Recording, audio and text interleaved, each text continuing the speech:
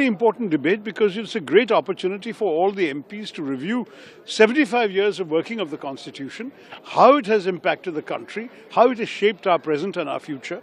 And to my mind, this is a very important debate, which I think we are all looking forward to. It'll happen after question hour, and I think we're all looking forward to that. No, one nation, one election the problem is there is a reason why, even though we began in 1952 with one nation, one election, why we don't have it anymore. And the reason is very simple.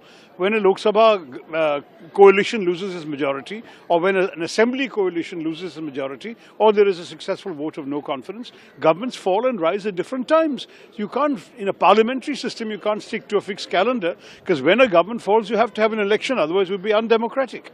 So we'll have to look at the bill and see, but I think there would be a very serious discussion. ये बेहद खुशी की बात है कि एक ऐसे दौर में जब आघात बहुत है संविधान पे, समतामूलक समाज को लेकर के, बंधुत्व को लेकर के, मैं समझता हूं वैसे दौर में इस पर बहुत आवश्यक है कि विशद चर्चा हो। देखिए, आज बहुत दुखद दिन भी है और बहुत गर्व का दिन भी।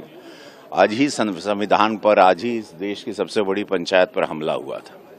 आज उस शहादत दिवस हम मना रहे हैं सब लोग, और वो सारे शहीदों की तस्वीर है जिन्होंने कई सारे माननीय सांसदों को, मंत्री को और देश के लोकतंत्र को बचाया था अपनी जान की आहुति देकर।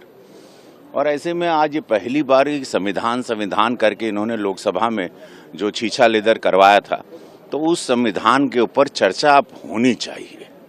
अब पता चले कि संविधान को मोदी जी कितने ठीक से जानते हैं और कैसे उन्होंने संविधान को बचा के, संभाल के, संजो के अपने आत्मा से लगाकर इस देश को एक विकसित और विराट भारत बनाने की यात्रा पर ले गए, और कैसे संविधान का मजाक उड़ा के और हमेशा उसको एक खिलौना समझकर इस्तेमाल किया गया इतने वर्षों से। यहाँ तो आज जो चर्चा होगी तो बातें निकलेंगी, और जब बातें निकलेंगी तो दूर तक जाएंगी।